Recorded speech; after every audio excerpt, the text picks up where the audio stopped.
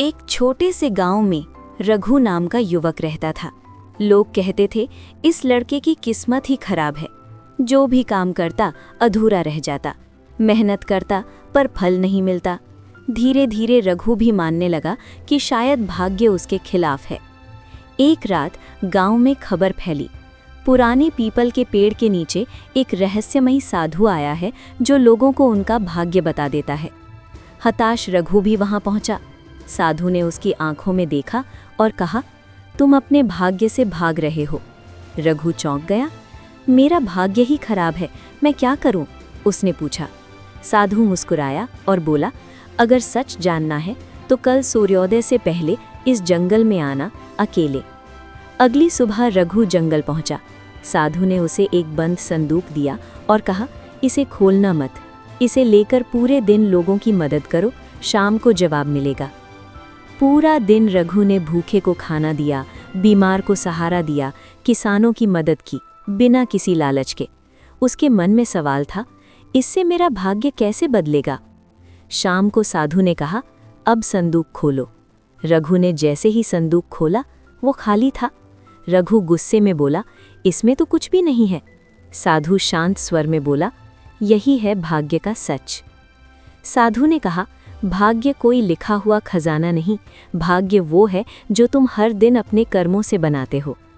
आज जब तुम निस्वार्थ होकर काम कर रहे थे, तुम्हारा मन शांत था, लोग तुम्हें आशीर्वाद दे रहे थे, वही तुम्हारा असली भाग्य था।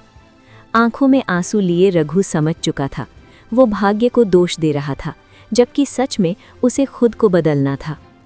उस दिन के बाद रघु ने मेहनत और सेवा को अपना धर्म बना लिया। धीरे धीरे उसका जीवन बदलने लगा। गांव वाले अब कहते हैं रघु बहुत भाग्यशाली है, लेकिन रघु मुस्कुराकर सोचता, भाग्य बदला नहीं, समझ आया है। रघु को लगे था कि अब सब समझ आ गया, लेकिन अगली सुबह रघु साधु से मिलने फिर पीपल के पेड़ के नीचे पहुंचा। पर वहां कोई साधु नहीं था, ना पैरों के निशान, ना आग की राख, ना कोई सामान। बस जमीन पर लिखा था, कर्म ही पहचान है। रघु के मन में सवाल उठने लगे, वो साधु था या कोई भ्रम? क्या ये सब सपना था? उसी दिन गांव में अजीब अजीब घटनाएं होने लगी।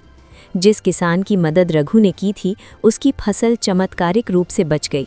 जिस बूढ़े को उसने पानी पिलाया था, उसका खोया बेटा लौट आया। लोग फुसफुसाने लगे, रघु के साथ कोई दिव्य शक्ति है। लेकिन रघु जानता था, ये चमत्कार नहीं, कर्मों की गूंज है। एक रात रघु ने सपना देखा, वही साधु सामने खड़ा था। उसके पीछे हजारों लोग थे, किसान, मजदूर, बच्चे। साधु बोला, भाग्य बाहर नहीं, अंदर है। फिर उसने रघु को आईना थमाया। जैसे ही रघु ने आईने में देखा, उसे अपना चेहरा नहीं, अपने किए हुए कर्म दिखे। अच्छे कर्म उजाले की तरह चमक रहे थे, बुरे कर्म धुएं की तरह। रघु डरकर जाग गया। अगले दिन गांव में संकट आ गया, सूखा पड़ गया, कुएं सूखने लगे। लोग बोले, अब भाग्य ही सब तय करेगा। रघु आगे आया और बोला, नहीं, अब कर्म तय करेंगे। उसने सबको साथ जोड़ा, कुएं गहरे किए, पानी बचाया, एक दूसरे की मदद की। धीरे धीरे गांव फिर जी उठा। एक शाम वही साधु फिर दिखाई दिया। इस बार उसने कहा, अब बताओ भाग्य क्या है? रघु बोला, भाग्य वो नहीं जो मिलता है, भाग्य वो है जो हम मिलकर बनाते हैं। साधु मुस्कुराया और धीरे धीरे हवा में विलीन हो गया। उसकी आवाज़ गूंजी, अब तुम्हें किसी साधु की ज़रूरत नहीं। आज भी उस गांव में लोग कहते हैं, यहाँ भाग्य नहीं, कर्म बोलते हैं। और पीपल के पेड़ के नीचे एक पंक्ति आज भी लिखी है, जो खुद बदलता है वही भाग्य बदलता है। समय बीतता गया। रघु अब गांव का मार्गदर्शक बन चुका था। लोग सलाह लेने आते, दुख बांटने आते, लेकिन रघु हमेशा एक ही बात कहता, मैं कुछ नहीं, कर्म सब कुछ है। एक दिन गांव का एक बच्चा दौड़ता हुआ आया और बोला, रघु भैया, पीपल के पेड़ के नीचे फिर कुछ लिखा है। रघु का दिल जोर से धड़क उठा। वो वहां पहुंचा। पेड़ के नीचे मिट्टी पर उभरे थे शब्द। उस रात रघु को नींद नहीं आई। आधी रात को तेज हवा चली, पीपल के पत्ते अजीब तरह से हिलने लगे। अचानक उसी जगह जमीन चमकने लगी, जैसे कोई द्वार खुल रहा हो। वही साधु प्रकट हुआ, लेकिन इस बार उसका चेहरा बदला हुआ था। साधु बोला, आज तुम्हें वो सच बताने आया हूँ जो हर किसी को नहीं बताया जाता। साधु ने कहा, मैं कोई अलग व्यक्ति नहीं, मैं तुम्हारा ही भविष्य हूँ। रघु के पैरों तले जमीन खिसक गई। साधु बोला, जब तुम हार मानने वाले थे, मैंने तुम्हें रास्ता दिखाया। हर इंसान के जीवन में ऐसा एक पल आता है जब उसका भविष्य उसे आजमाने आता है। रघु कांपते स्वर में बोला, तो क्या सब कुछ पहले से तय था? साधु मुस्कुराया, नहीं, भाग्य रास्ता दिखा सकता है, लेकिन चलना तुम्हें ही पड़ता है। अगर तुम उस दिन निस्वार्थ कर्म न करते तो मैं कभी प्रकट ही नहीं होता। साधु धीरे धीरे धुंध में बदलने लगा। उसकी आखिरी आवाज़ गूंजी, भाग्य कोई रेखा नहीं, भाग्य एक रास्ता है जो हर फैसले से बदलता है। और फिर सब कुछ शांत। सुबह गांव वालों ने देखा, पीपल के पेड़ पर पहली बार फल लगे थे। लोग समझ गए ये कोई चमत्कार नहीं, ये संदेश है। रघु ने आंखें बंद की और मन ही मन कहा, अब मैं समझ गया, भाग्य भविष्य नहीं, भाग्य वर्तमान है। साधु के गायब होने के बाद कई साल बीत गए। रघु बूढ़ा हो चुका था, लेकिन उसकी आंखों में वही शांति थी। गांव अब खुशहाल था। लोग मेहनत करते, एक दूसरे की मदद करते, पर एक सवाल अब भी सबके मन में था, वो साधु असल में कौन था? एक रात रघु को आभास हुआ, अब उसका समय पूरा होने वाला है।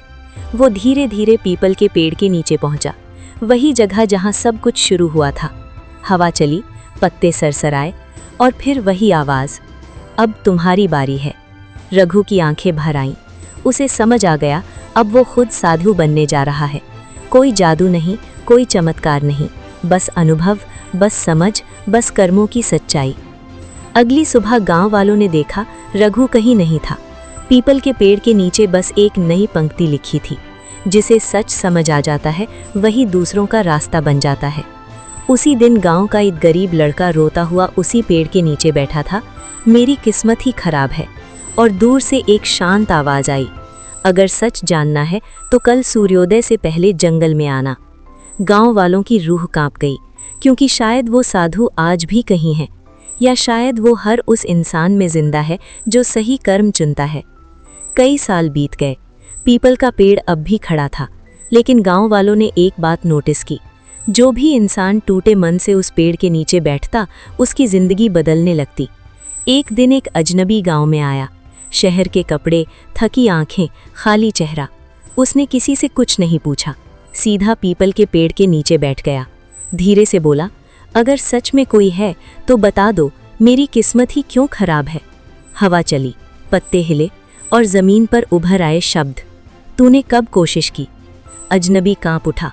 उसे अचानक महसूस हुआ, ये आवाज़ बाहर से नहीं, उसके अंदर से आ रही है। उसके सामने एक कल्पना उभरी, उसकी अपनी जिंदगी की फिल्म।